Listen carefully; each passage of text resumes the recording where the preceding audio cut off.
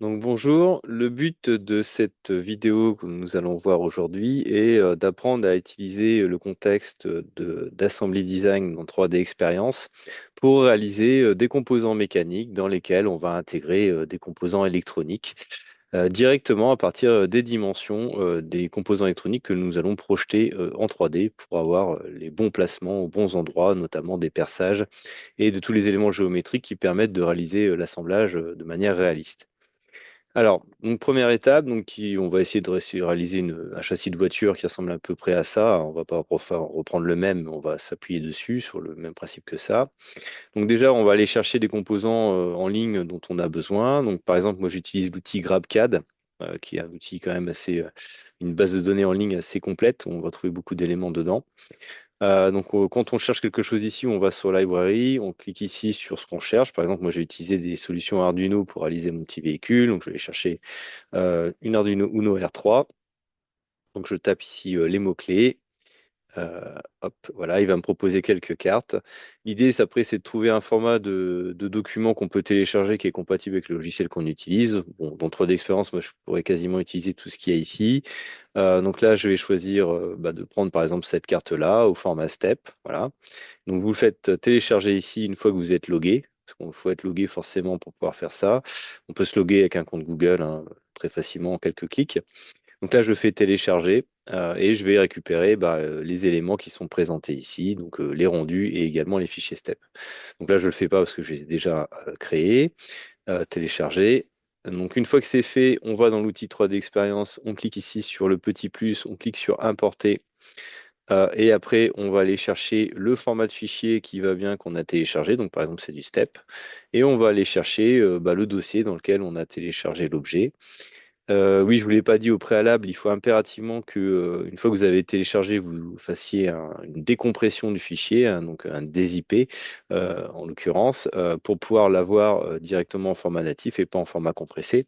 Sinon, vous ne pourrez pas l'importer directement, ça va créer un problème.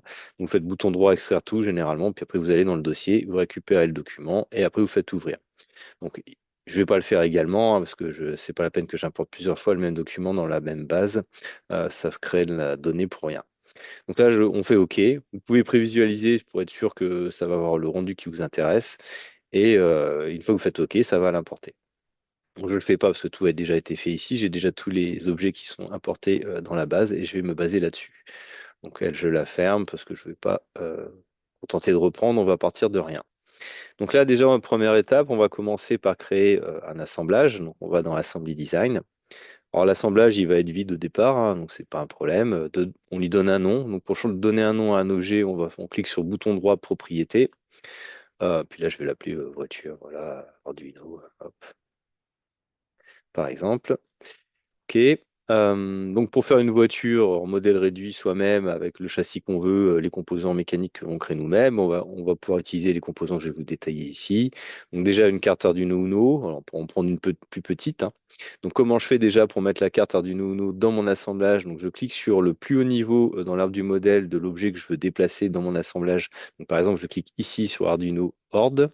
Je fais après un glisser-déplacer en maintenant le bouton gauche de la souris enclenché pour aller dans l'assemblage que je viens de créer et je le dépose sur le niveau de l'assemblage qui m'intéresse. Donc là, le niveau le plus haut ici, parce que c'est ma première pièce. Quand on a posé sa première pièce, la première étape à faire, c'est déjà de lui mettre une contrainte de fixité. En gros, ça sera l'élément de référence qui sera la référence, le repère d'immobilité dans l'espace des objets qu'on va placer après. Donc hop, je lui mets un petit ancrage. Ça permet d'éviter que quand on va rajouter des pièces, l'ensemble bouge quand on va créer une contrainte d'assemblage. Elle ne bougera pas, les autres pièces bougeront autour de celle-ci. Ensuite, donc, pour faire une petite voiture, il nous faut une carte pour le pilotage, il faut un casier de batterie. Donc là, par exemple, ici, j'ai trouvé cette boîte-là qui permet d'accueillir 4 piles AA. Voilà. Donc, je le dépose. Alors là, c'est des petites, c'est ici. Bon, ça pourrait être des grosses. Donc là, c'est des triple A. Je le pose dans ma voiture ici avec le même schéma. Je fais glisser, déplacer. Alors, on peut faire comme ça ou on peut, dans modification de produit, importer un composant existant. C'est vous qui voyez, chaque méthode est bonne, hein. Moi, j'aime bien celle-là parce que là, c'est pratique, c'est assez rapide. Donc là, j'ai ma batterie, j'ai ma carte Arduino, donc j'ai mon organe de commande. Je vais aller chercher également donc, un driver. Ça, c'est ce qui va me permettre de piloter mes moteurs à courant continu avec des courants plus forts. que ce que peut supporter la carte Arduino. Donc, j'en remets un. Par exemple, le L298N, il est pas mal pour faire des moteurs à courant continu. Il peut aussi gérer des moteurs pas à pas si besoin est. Ensuite, je vais aller chercher mon moteur. Là, par exemple, j'ai un moteur ici avec un réducteur intégré qui permet de gagner en couple, hein. C'est des tout petits moteurs électriques qui marchent en sous 5 volts, mais qui sont capables voilà, de déployer des couples intéressants parce qu'à l'intérieur, on a plusieurs niveaux d'engrenage qui démultiplient la puissance et qui nous permettent de gagner en couple. Alors, évidemment, on perd en vitesse hein, quand on gagne en couple. Donc là, je viens poser ça aussi dans mon assemblage, ici. Et puis après, bon, je vais déjà me contenter de ça. Je rajouterai des éléments ensuite. Donc là, on a les éléments de base qui permettent déjà de faire une voiture. Alors, on pourrait aussi rajouter la roue, mais je vais les placer après. Donc, première étape, chose qu'on a à faire en premier, c'est déjà de placer les composants les uns par rapport aux autres, tels qu'on souhaiterait les avoir sur le dispositif final, avant de commencer à réaliser les composants du dispositif en question, donc par exemple le châssis de la voiture. Donc là, ma batterie ici, je vais déjà la déplacer. C'est un des gros objets, je commence par celui-là. Donc pour déplacer un objet, on double-clique sur le plus haut niveau de l'assemblage, il faut qu'il apparaisse en bleu. On clique sur l'objet qu'on veut déplacer. Et là, vous avez vu dans le menu contextuel, ça fait apparaître l'option de déplacement ici. On clique dessus. Là, ça fait apparaître un petit repère sur ma pièce. Et quand je vais tirer sur les axes de mon repère, ou que quand je vais aussi tirer sur les éléments voilà, qui permettent de faire de la rotation ici, je vais pouvoir poser mon objet dans l'espace à l'endroit qui m'intéresse. Alors là, vous remarquerez que ça tourne de manière incrémentale à 90 degrés. C'est parce qu'en fait, c'est moi qui l'ai réglé. Donc pour faire ça, vous faites bouton droit sur votre repère, vous avez éditer ici. Et dans éditer, vous pouvez dire, voilà, quand vous allez faire un mouvement de rotation, de combien de degrés ça va tourner. Ça pourrait être 10 degrés, 20 degrés, etc. Moi, j'ai mis 90, ce qui permet de faire des rotations assez rapides.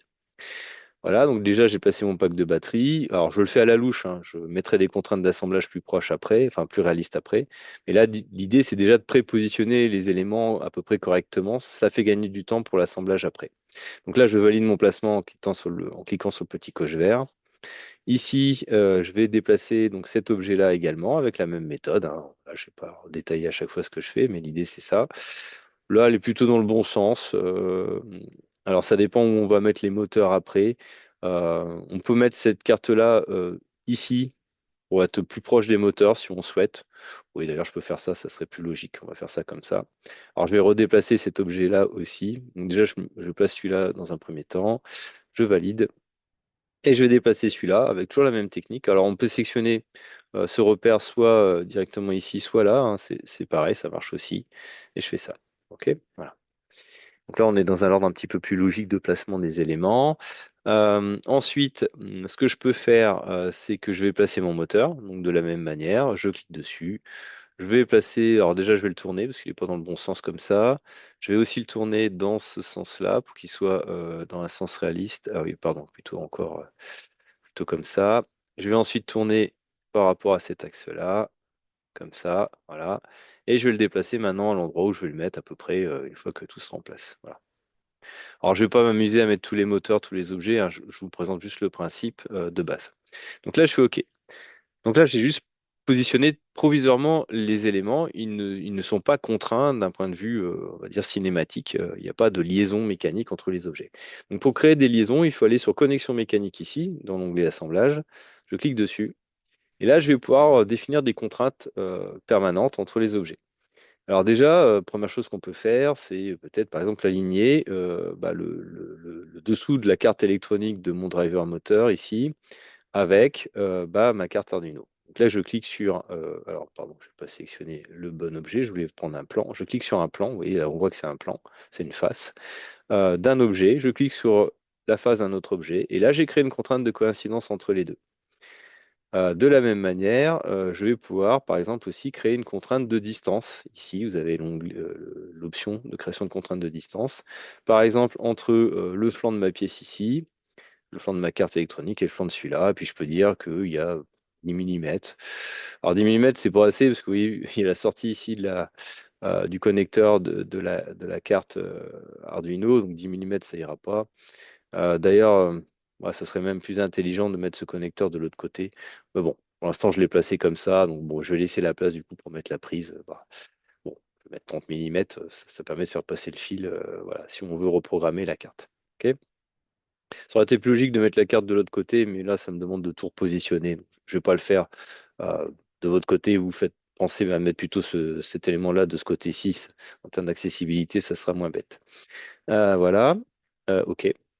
Alors, je peux aligner aussi les cartes électroniques sur leur plan de symétrie ici, qui sont fournis avec les composants que j'ai téléchargés. Alors, vous voyez, par exemple, ici, je vois pas les plans de référence de ma carte Arduino. C'est juste ils ont dû être masqués. Donc, je vais dans l'arbre du modèle.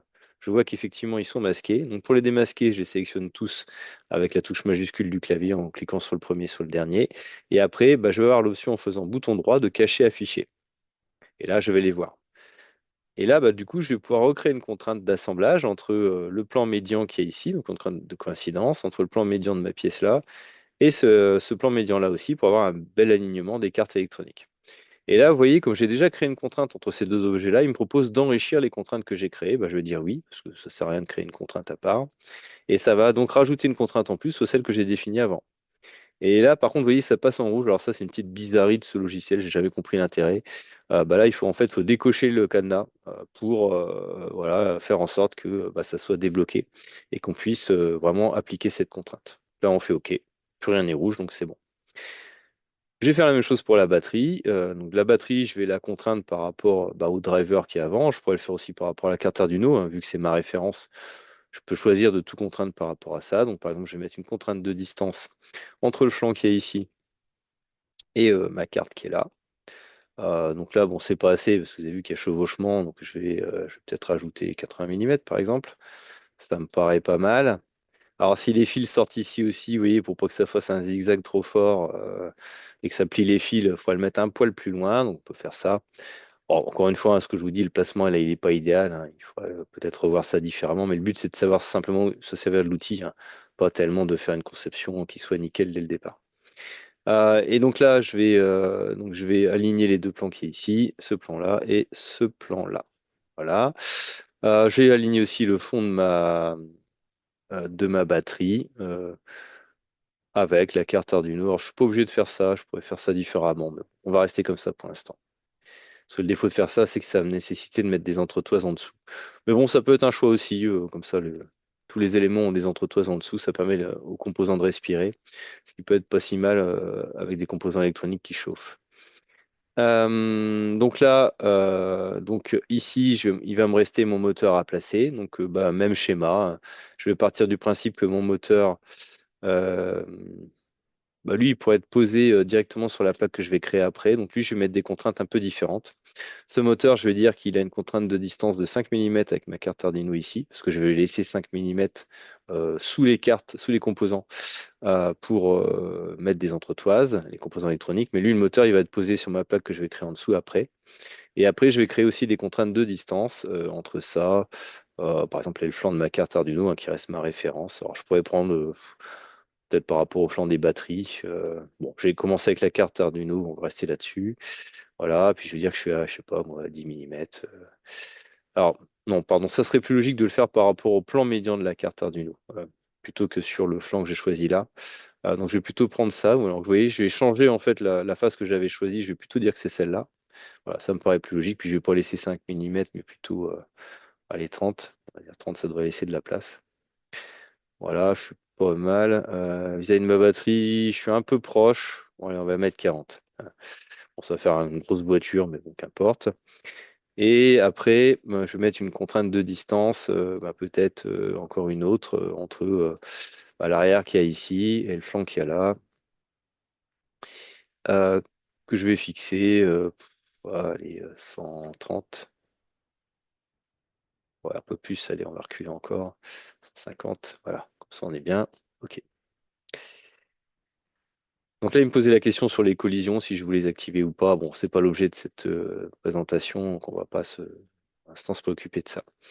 Donc ici, donc voilà, j'ai préplacé mes composants, donc je vais pouvoir commencer à faire la conception des composants mécaniques qui vont me permettre de tenir tout ça, donc le châssis de ma voiture. Alors ce châssis, je vais choisir de le faire en découpe laser d'une plaque, parce que c'est ce qu'il y a de plus rapide. Moi, j'ai accès à une découpe laser. On pourrait faire la plaque en impression 3D, mais faire des plaques en impression 3D, selon moi, ça n'a pas beaucoup de sens, parce que c'est lent, ça coûte beaucoup de plastique. Et puis ça donne des résultats pas forcément terribles selon les imprimantes que vous avez. Faire des grands aplats, souvent ça passe pas bien. Ça crée souvent des phénomènes de warping, de distorsion des bords de la plaque. Et du coup, vous avez une plaque qui est pas nickel. Alors que si vous la faites en découpe laser, vous aurez vraiment un beau résultat, que ce soit du découpe laser de plastique, de plexiglas, qu'on appelle du PMMA, ou du bois, du balsa ou des bois légers. Ça donne souvent des bons résultats. Alors, comment je vais faire pour créer mon objet de plaque? Donc déjà, je vais aller créer un nouveau composant dans mon assemblage. Donc là, je vais avoir ici insérer un nouveau produit. Alors moi, c'est plutôt une pièce que je veux faire. Je pourrais faire un assemblage aussi, mais je vais choisir de faire une pièce. Donc, j'insère une pièce 3D ici. Voilà. Je l'ai posée sur le plus haut niveau de mon arbre du modèle. Elle apparaît ici. Je peux la renommer. Je vais l'appeler plaque. Voilà, plaque. Et c'est là que ça va être intéressant de travailler dans l'assemblage parce qu'on va pouvoir positionner directement, enfin dimensionner la plaque correctement par rapport aux composants qu'on a mis dessus. Donc là, ma plaque, elle n'est pas placée pour l'instant. Moi, je vais choisir de la placer par rapport à ma carte Arduino, hein, qui reste toujours ma référence. Donc, le repère que je vois ici, le repère de ma plaque, hein, tous les plans qu'on voit ici, hein, c'est les plans qu'on voit là. Je vais déjà la placer à un endroit différent pour pas qu'il y ait de confusion avec les plans de la carte Arduino. Je vais la mettre ici. Sinon, vous voyez, on pourrait confondre avec les plans de la carte. Je vais faire OK, ça c'est juste pour avoir un peu plus de visibilité. Et maintenant, je vais la contraindre, par exemple avec une contrainte de distance entre ça et ça. J'ai dit que j'allais mettre 5 mm entre la plaque et mes cartes, donc là je laisse 5 mm. Voilà. Je peux aligner aussi les plans pour dire que ma plaque elle sera alignée avec le plan médian de ma carte Arduino. Et puis après, je peux aussi faire la même chose sur le dernier plan ici pour être complètement contraint et être parfaitement rigide en termes de liaison mécanique. Voilà. Donc là, maintenant, j'ai matière à créer ma plaque. Donc je vais cacher ces plans-là, j'en ai plus besoin pour l'instant, juste pour gagner en lisibilité. Et je vais travailler ici directement. Alors, attention, une erreur à ne pas faire quand vous êtes dans l'assemblage, vous pouvez vous assurer que quand vous créez une géométrie, vous la créez au bon endroit. Parce que si jamais je double-clique par exemple là-dessus, quand je vais créer une contrainte, je vais la créer dans ma pièce, dans mon assemblage ici, de ma carte Arduino R3. Vous avez vu, c'est elle qui passe en bleu. Donc si je crée une géométrie, même en m'appuyant sur les plans qu'il y a là, elles appartiendront à la carte Arduino et non pas à la nouvelle pièce que je suis en train de faire. Et ça, c'est un problème parce que quand vous allez vouloir faire de l'impression 3D ou de la découpe laser, vous aurez la carte Arduino en même temps que les autres composants. Et ça, c'est pas terrible. Donc, du coup, il faut vraiment s'assurer qu'on est en train de créer dans le contexte du nouvel objet les géométries qu'on va produire. Donc là, je double-clique dessus. Vous voyez, elle passe en bleu ici, ma plaque. Donc là, je suis sûr à 100% que je suis au bon endroit. Et pour aller chercher, pour que ça appelle l'outil qui va bien Part Design, donc je double-clique sur le corps ici. Et là, je vais passer directement dans l'outil Part Design. Vous avez vu, c'est chargé tout seul, ce qui comprend que je veux faire une pièce, vu que j'ai double-cliqué sur la forme 3D et le corps ou le corps principal ici. Et là, maintenant, je vais pouvoir créer ma plaque. Donc, pour créer ma plaque, je vais déjà travailler dans un plan de référence. Donc là, on est sur de la création de pièces. Je clique sur Esquisse. Et là, je vais pouvoir faire un contour. Alors, hop, voilà. Donc ça permet de vous mettre bien la perpendiculaire selon l'angle de vision normal au plan dans lequel vous travaillez. Donc là, je vais faire un rectangle. Ça va être, en gros, la plaque qui va supporter l'ensemble de ma voiture. Alors, si je devais mettre des roues avant, des capteurs, etc., il faudrait que je la fasse un peu plus grande. Donc, moi, je vais déjà faire la plaque ici. Alors, la plaque, je ne vais pas lui donner de dimension. Comme ça, je vais plutôt dire qu'elle est cotée par rapport aux objets de mon modèle. Par exemple, je veux que ma plaque, moi, ce côté-là, soit, par exemple, coïncident avec l'arrière de mon moteur ici. Donc là, comment je vais faire ça? Je vais sélectionner le plan qu'il y a ici. Je vais cliquer sur l'option contrainte et je vais cliquer là-dessus. Alors pardon, ouais, ça n'a pas fonctionné parce que ouais, bon, des fois c'est un peu problématique de choper les objets quand ils viennent en format step. Donc quand ça arrive comme ça, parce qu'en fait c'est des formats importés, des fois les plans sont pas reconnus. Donc le mieux, c'est de faire à la rigueur une projection des éléments 3D, comme ça vous êtes sûr que ça va marcher. Vous cliquez ici sur un objet en 3 dimensions d'un autre objet, par exemple le flanc arrière de mon moteur. Je clique là-dessus, sur projection des éléments 3D. Et là, ça me crée une ligne de référence que je vais passer en ligne de construction, parce que je ne veux pas que ça reste dans la création géométrique de ma plaque. Et je vais dire que je vais pouvoir contraindre maintenant mon bord de la plaque ici avec la ligne projetée. Voilà. Je vais dire que j'ai une contrainte de coïncidence ici, et hop, les deux sont plaqués. Si je veux faire pareil avec le flanc ici, par exemple, du moteur, je fais ça. Pareil, je le passe en élément de référence. Je clique dessus, je clique sur contrainte, je clique sur l'objet. Dans un sens ou dans l'autre, ça marche. Je clique sur ce que je veux mettre et voilà. Donc là, je vais avoir en fait un alignement avec mon premier moteur. Et qu'est-ce que je pourrais dire d'autre? Alors le défaut de faire ça, c'est que vous voyez ici, par exemple, j'ai pas mis de cote. Ça va être un peu embêtant. Parce que du coup, comme j'ai pas placé l'autre moteur, j'ai pas un élément de référence sur lequel m'appuyer et ça serait un peu pénible. Alors ce que je vais faire, c'est que je vais plutôt utiliser un rectangle centré. Vu que je sais que mon rectangle de ma plaque va être centré par rapport au repère de ma carte Arduino, bah, c'est ce que je vais le faire ici. Je vais le centrer directement, ce rectangle-là, avec le repère de ma carte Arduino. Donc là, du coup, vous allez voir en quoi ça va être intéressant. Alors déjà, je m'assure que j'ai bien contraint les deux parce que voilà, j'étais pas sûr. Voilà, donc là, je suis sûr. Donc c'est bien au milieu, hein. Donc là, mon rectangle, il est positionné de manière centrée avec voilà, ma carte Arduino. Je retire les codes que j'ai mis là parce que j'en veux pas. Je vais refaire le même principe que tout à l'heure avec. Alors j'ai effacé tout, hein. Bon, je suis un peu bête, j'aurais dû garder ça, mais bon, c'est pas grave. Je fais ça aussi. Voilà. Je vais positionner. Alors on peut prendre directement le coin. On peut dire que ça et ça, c'est coïncident. OK. Voilà. Hop, comme ça, j'ai aligné en même temps les deux côtés. Et vous avez vu de l'autre côté, de manière symétrique, du fait que je suis aligné par rapport au plan de symétrie ici, bah, je vais avoir la même distance qui va être contrainte dans mon rectangle. OK? Alors maintenant, ce qui manque comme positionnement, bah, c'est aussi de dire l'avant du véhicule, de combien il va être par rapport à ma carte Arduino. Alors si je veux laisser un peu de marge, je vais projeter par exemple cette arête-là de ma carte Arduino. Ça va être mon élément de référence. Je vais le transformer.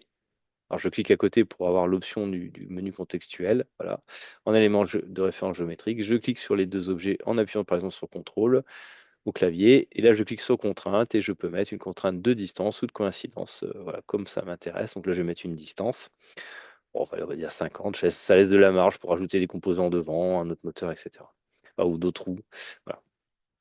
Donc là, vous avez vu, j'ai créé une plaque qui va être, du point de vue de mon assemblage, à la bonne dimension par rapport aux composants que je vais mettre dessus. Donc maintenant, je vais mettre une extrusion. Donc là, ça va pas dans le bon sens, mais j'aimerais que ça parte dans le sens que je veux laisser 5 mm d'écart entre ma carte Arduino et ma plaque. C'est pas la bonne épaisseur non plus, moi je voudrais que ça fasse 3 mm, parce que je vais découper des plaques en plexiglas de 3 mm d'épaisseur. Et voilà, j'ai fait ma première plaque. Maintenant, ce qu'il va falloir faire, par exemple, ça va être de placer les trous ici de mes composants électroniques parfaitement alignés avec les objets réels que je vais pouvoir avoir dans la réalité. Et donc mes vis, il faut qu'elles tombent au bon endroit si je veux pouvoir les visser correctement. Donc pour ce faire, je reste dans ma plaque, hein, je suis toujours dans le corps de ma plaque ici.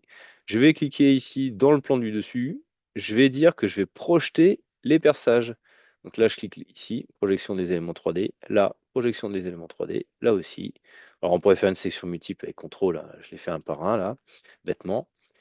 Je vais faire pareil avec mon driver. Alors vous voyez ici, ouais, le driver, il faut faire attention à prendre la bonne géométrie. Vous pouvez bouger en 3D pour y voir clair, hein. Là, vous voyez, je prends vraiment le rayon intérieur. Alors, vous remarquerez que comme des fois en step, le problème de step, c'est que des fois, il ne fait pas des arcs de cercle complets, il fait des demi-cercles. Bon, ça, c'est lié au format neutre step. C'est pas grave, vous sélectionnez deux demi-cercles et ça va vous faire un cercle complet à la fin. Il n'y a pas de problème. Ici, ici, ici. Bon, je le fais partout, mais je pourrais pas obligé de mettre quatre vis, hein, pour tenir un driver. Avec deux vis et des entretoises en dessous, ça ferait le job. Mais bon, on va dire que je vais bien l'attacher, ça ne bougera pas. Là, pareil, ici. Ici aussi, bon, vous avez vu, des fois certains steps reconnaissent les arcs de cercle complets, ou des fois c'est des arcs partiels comme c'est le cas ici. Enfin des cercles complets ou des arcs. Donc voilà, donc j'ai placé tous mes trous là, exactement à l'endroit où sont les trous de mes composants électroniques. Donc là maintenant je sors, je fais une poche jusqu'au dernier, parce que là j'ai juste traversé, donc jusqu'au dernier. Et là je fais OK. Et maintenant j'ai des trous dans ma plaque qui sont pile poil à l'endroit où j'ai mis mes composants. Alors, donc comment on va tenir les cartes? Alors, soit on va mettre des écrous en dessous, soit on va mettre les écrous dessus. Ça, c'est vous qui voyez comment vous les attachez. Si vous voulez pas que les têtes de vis dépassent en dessous, vous pouvez faire des lamages ici, des chanfreins, pardon. Excusez-moi, ou des lamages aussi d'ailleurs, on pourrait aussi. Mais bon. Donc là, je peux mettre un chanfrein, bon, par exemple ici, si je suis sur une tête de vis, voilà, bon, 45 degrés, c'est peut-être pas, enfin 1 millimètre, c'est peut-être pas assez, je peux descendre à 2 ou à 3, selon la taille de la tête de vis. Et voilà, je pourrais voilà, faire un insert ici de tête de vis qui dépasserait pas du dessous de ma plaque. Bon, ça c'est un choix, on peut aussi laisser des écrous visibles en dessous ou des têtes de vis qui dépassent. Si je prends une tête de vis fraisée, bon, en tout cas là, elle ne dépassera pas si je reste comme ça. Bon, je ne vais pas le laisser parce que là, c'est pas le but voilà, de concevoir quelque chose de complet, mais c'est simplement de montrer la démarche, hein. Donc là, j'ai créé un objet que je vais pouvoir découper au laser et monter mes composants dessus. Donc voilà, je pourrais faire un véhicule déjà avec ces composants-là, avec une découpe laser. Alors c'est très basique, hein, on peut lui donner une géométrie plus jolie, voilà. Bon, lui mettre des arrondis partout, etc. Qu'importe, hein, là, c'est la méthode qui compte. OK? Maintenant, si vous voulez faire une découpe laser, comment vous faites? Alors, donc là, ma plaque, elle est ici, je vais l'ouvrir à part. Je vais faire produit physique ici, je vais faire ouvrir dans une nouvelle app, un bouton droit ouvrir dans une nouvelle app. Ici, j'ai ma plaque qui s'est ouverte et je vais en faire une mise en plan. À quoi ça va servir de faire une mise en plan? C'est parce qu'en fait, je vais pouvoir, à partir de la mise en plan, exporter dans un format qui est reconnu par les découpes laser habituellement, qui est le format DXF 2D. Donc là, je vais faire drafting ici, dans l'outil, c'est un des outils de base hein, de l'ingénieur, donc l'outil de dessin. Et je vais projeter donc ma plaque dans mon plan d'esquisse ici. Alors, on n'est pas obligé de changer les propriétés du plan de dessin. On peut le laisser tel quel, sinon ça n'a pas d'importance. Je vais cliquer ici sur ma plaque. Donc là, ça va me proposer de le projeter en 3D. Je pourrais m'amuser à le pivoter s'il n'est pas du bon côté, etc. ici, ou le pivoter comme ça aussi. Bon, ça, c'est vous qui voyez. Moi, comme ça me suffit. Je clique à côté une fois que j'ai validé l'orientation correcte. Et là, vous avez vu, ça m'a fait un dessin. Alors, le dessin est tout petit par rapport à la feuille, mais c'est pas gênant. De toute façon, quand on va passer en DXF, ça n'aura pas d'importance. Parce qu'en fait, dans DXF, on va juste récupérer les coordonnées des objets qu'il y a là et pas le plan de dessin. Donc, on peut laisser comme ça. Donc, une fois que j'ai fait ça, alors je suis obligé d'enregistrer. Ça, c'est une lourdeur, je trouve, de 3D expérience. On ne peut pas exporter si on n'a pas enregistré. Et des fois, on n'a pas envie d'enregistrer, on veut juste exporter. Mais bon, en l'occurrence, il nous l'impose, donc on le fait. Mais du coup, ça pourrit la base avec des documents, des fois, dont on ne veut pas. Ça, c'est si un des créateurs entend, ça serait bien de retirer cette option-là. Ça n'a pas d'intérêt d'enregistrer des fois avant d'exporter. Et c'est un problème aussi parce que des fois le logiciel a des problèmes d'enregistrement. Ça peut arriver qu'il y ait des pertes en ligne avec la base de données. Et si vous ne pouvez pas exporter et que vous ne pouvez pas enregistrer parce que l'outil vous bloque, bah vous perdez totalement votre travail. Ça, c'est stupide aussi. À bon entendeur, changez ça. Alors ensuite, ici, donc mon dessin. Je vais donc pouvoir, je vais pouvoir l'exporter en DXF. Donc maintenant que je l'ai enregistré, je vais pouvoir faire exporter ici. Et je vais aller chercher le format qui m'intéresse. Alors, il y a d'autres formats, hein, selon ce que votre outil est capable de prendre comme format d'image, l'outil de découpe laser, hein. Vous prenez ce qui vous intéresse. Moi, le mien, en tout cas, il marche bien avec du DXF 2D. Donc, je vais exporter en DXF 2D. Je vais mettre ça sur mon disque dur. Alors, je mets ça dans mon téléchargement, c'est mon tout. Puis, je vais l'appeler plan, DXF, plaque, enfin plaque, ouais, plaque. De toute façon, ça va être enregistré en DXF, voilà. Et là, c'est OK. Je fais OK. Donc maintenant, ça va me générer l'objet dont j'ai besoin. Et après, je pourrais importer ça dans mon outil de pré-traitement pour ma découpe laser. Et après, je pourrais lancer une découpe et avoir ma plaque. En quelques minutes, ça serait réglé avec une bonne découpe laser. En 5 minutes, vous avez la plaque. Et vous pouvez commencer à monter les objets dessus. Alors, si on veut faire aussi des objets 3D, on peut utiliser la même méthode. Ici, je vais créer par exemple des entretoises. Alors, les entretoises, on pourrait les faire en découpe laser aussi, hein, si on a des plaques plus épaisses, mais bon, qu'importe. Alors, on va dire que là, c'est un objet 3D. Donc, je vais faire un objet. Encore une fois, je vais faire une pièce. Je vais le mettre dans mon assemblage. Je vais masquer les plans, hop, ici, de ma pièce avant. Ça, c'est pour y voir plus clair. Je vais masquer ces plans-là. Ah non, ça, c'est mon produit. Donc là, j'ai mon produit que je viens de créer. Donc, ça va être mon entretoise. Donc, je change son nom. Alors, c'est pas une obligation, hein, c'est juste pour y voir plus clair à la fin dans l'ordre du modèle. Je fais entretoise ici. Vous pouvez renommer à tout moment dans 3D Experience les objets, quels qu'ils soient, et vous pouvez tous les appeler avec le même nom. Ça, c'est plutôt bien. Il n'y a pas d'exclusivité sur les noms d'objets, puisque chacun a une référence unique dans la base de données, et c'est là-dessus que le logiciel se base. Vous avez vu, la référence du produit, c'est ça. Et ici, par contre, c'est une étiquette que vous pouvez changer à tout moment. Voilà. Vous pouvez changer quand ça vous arrange. Donc là, j'ai déplacé mon objet, juste pour voilà, l'assembler plus facilement. Et donc, je vais cliquer ici sur l'assemblage, et je vais plaquer, par exemple, ici ça là-dessus. Voilà. Et puis je vais me contenter de ça pour l'instant. Alors je pourrais aligner, si je pourrais mettre une coïncidence par exemple entre l'axe qu'il y a ici et un plan là. OK. Alors vous avez vu, c'est la plaque qui m'a bougé, mais ça c'est une question de relativité. C'est, vous allez voir que quand on va régénérer l'assemblage, c'est pas forcément la plaque qui bouge, mais plutôt l'objet qu'on vient de créer. Donc là, je vais hop, aligner, comme ça j'ai placé en fait mon repère au milieu du trou là sur lequel je vais me baser pour faire mon entretoise. Et là, je fais OK. Et je fais oui. Donc là, j'ai placé ma carte, enfin comment dire, mon entretoise par rapport à ma plaque. Je peux régénérer l'assemblage, vous allez voir, ça va tout me replacer comme il faut. Alors ça, c'est aussi, oui, la mise à jour, ça permet de repositionner les éléments selon les contraintes qu'on a imposées. Voilà. Donc là, vous avez vu, ça m'a tout remis correctement, alors qu'avant, c'était ça qui avait bougé et non pas, enfin, c'est la plaque qui avait bougé et non pas mon entretoise. Donc maintenant, bah, comme tout à l'heure, je vous ai expliqué, pour être sûr qu'on est dans le bon objet, je double-clique, alors n'hésitez pas même à cliquer plein de fois sur le corps principal ici, je passe dans l'édition, et donc tout ce que je vais créer comme géométrie maintenant, ça va être dans mon entretoise. Donc je vais me mettre dans ce plan-là, et je vais projeter mon perçage comme tout à l'heure, et je vais m'en servir pour faire mon entretoise. Donc je sors de là, je crée une extrusion. Alors on peut utiliser l'épaississement, qui permet de faire, à partir d'un contour, de la matière de part et d'autre du trait qu'on a choisi. Et donc là, je vais dire par exemple que je vais faire une entretoise, 2-3 mm d'épaisseur. Alors évidemment, je ne l'ai pas mis de mon côté, c'est plutôt de ce côté-là qu'il faut le mettre. Voilà, c'est vers l'extérieur. Et vers l'intérieur, vous pouvez même mettre quelque chose de négatif, c'est pour laisser du jeu par rapport au trou. Donc, par exemple, moi je vais laisser un jeu de 0,2. Donc en fait, je vais faire une entretoise, vous voyez, qui va être légèrement plus grande au niveau du trou qu'il y a là que le trou qu'il y avait ici, en faisant ça. Alors ouais, elle va trop haut, ça, pardon, j'ai pas pensé à régler la hauteur. Je double-clique dessus, hein, vous avez vu, je peux changer la hauteur. Voilà, 5 mm. Ok. Bon, elle est épaisse, hein, 3 mm, c'est épais, mais bon, qu'importe. Voilà, ça ferait le job. Alors c'est peut-être trop gros parce que ça pourrait toucher d'autres composants électroniques. Bon, pour bien faire, il faudrait quand même pas la faire aussi épaisse. 2 mm, c'est pas mal déjà, hein. Ok. Et voilà. Alors, encore une fois, elle n'est pas passée de manière définitive, hein. Enfin, si, là, pardon, je l'avais contrainte. Donc, si, elle a les contraintes, elle est contrainte définitivement, donc elle est bien placée. Donc là, vous voyez, j'ai créé une entretoise. Donc maintenant, je pourrais mettre une vis là-dessus et serrer très fort ma carte Arduino. Elle ne toucherait pas ma plaque, elle pourrait respirer en dessous. Alors, c'est pas forcément important pour une carte Arduino, ça chauffe pas très fort. Par contre, pour mon driver moteur, lui, il peut chauffer beaucoup plus fort. Donc, laisser de l'air en dessous, ça permet de refroidir quand même plus efficacement. Puis laisser de l'air aussi autour du dissipateur thermique qui est ici, hein, de l'objet de commutation ici qui va chauffer beaucoup. Ça, c'est parce que ça pilote en PWM, ça fait de la commutation à grande vitesse pour faire de la tension moyenne aux bornes du moteur, et donc ça peut chauffer.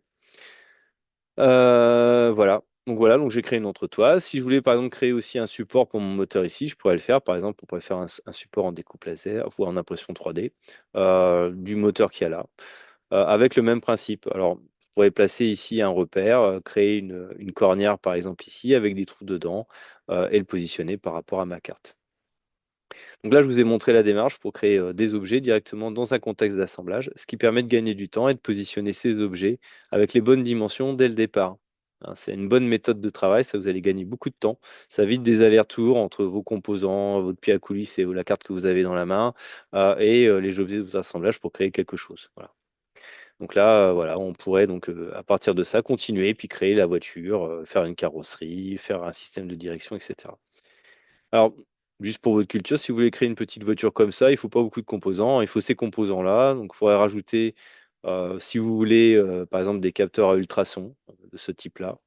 Alors, c'est moi qui ai modélisé la zone de détection des capteurs, hein, ici. Des capteurs à ultrasons pour détecter un objet qui serait positionné sur la piste devant la voiture. Et puis, peut-être des capteurs de suivi de ligne aussi de ce type-là, des TRCT 5000, qui permettent de faire du suivi de ligne par de l'infrarouge en réglant la sensibilité avec le petit composant qui est ici. Et puis des roues que vous pourriez télécharger aussi pour les imprimer en 3D ou pour voilà, les acheter toutes faites. Alors si vous voulez réimprimer cette roue en 3D, elle est intéressante. Je l'ai eu sur GrabCAD aussi, hein. Je l'ai eu en même temps que le petit moteur jaune que je vous ai présenté là, hein, ce petit moteur-là, qui s'appelle un gear motor voilà, à courant continu. La roue, elle était donnée avec. Et ce qui est intéressant, c'est que le pneu, il est à part. Donc en fait, indépendamment imprimer en 3D la jante ou le pneu, si vous voulez le faire en matière souple, par exemple en TPU, en impression 3D. Alors oui, je ne vous l'ai pas dit, pour imprimer en 3D, comment on fait? Donc déjà, on active ou on désactive les objets qu'on va imprimer. Par exemple, si je veux juste imprimer la jante, il faut que je désactive le pneu. Et comment je vais faire après? Donc, une fois qu'on a fait ça, comme d'hab, il faut enregistrer. Et puis après, on fait ici exporter. Et donc là, la plupart des outils, ce qu'ils demandent pour l'impression 3D, c'est du STL. D'accord? C'est un format de facettisation en triangle de géométrie complexe. Et donc là, je clique sur STL, je clique sur OK, donc je vais le mettre pareil dans mes téléchargements. Et hop, ça va me créer ma jante en format STL dans mes téléchargements. Et après, je pourrais mettre ça dans un outil de slicer et imprimer ma roue. Alors, je peux faire ça aussi pour mon entretoise, je peux faire ça pour tous les objets que je vais créer dans l'assemblage ici. OK? Voilà, donc c'était pour vous donner la méthode globale pour créer des objets en 3D par rapport à des objets réels qu'on aurait téléchargés sur des sites. Alors quelquefois, malheureusement, les cartes électroniques standards du marché n'existent pas, mais vous allez quand même trouver les plus fréquentes, hein. Vous voyez, j'ai pas trop de mal moi, à trouver quasiment tous les composants dont j'aurais besoin. Ça, par exemple, c'est un petit servomoteur bleu qui pourrait me servir à faire ma direction, etc. Donc, vous allez quand même trouver pas mal de choses sur Internet avec cette méthode-là, avec GrabCAD ou d'autres outils, hein. Il n'y a pas que celui-là, il n'y a pas d'autres librairies en ligne. Moi, je l'aime bien parce que qu'il est assez complet, il y a beaucoup de données dessus. Et donc, vous pourriez aller télécharger les objets qui sont assez réalistes hein, par rapport aux vrais objets avec les vraies cotes, et ce qui vous permet après, quand vous faites votre modèle, d'être quasiment sûr que le premier assemblage que vous ferez, ben, il sera correct. Voilà. Une fois que vous aurez réalisé vos pièces en impression 3D ou en découpe laser, ben, tout va s'assembler nickel, comme dans la maquette numérique. Et vous n'aurez pas à faire plein de retouches ou du bricolage de dernière minute pour que ça tienne. Voilà, donc merci pour votre attention et à la prochaine.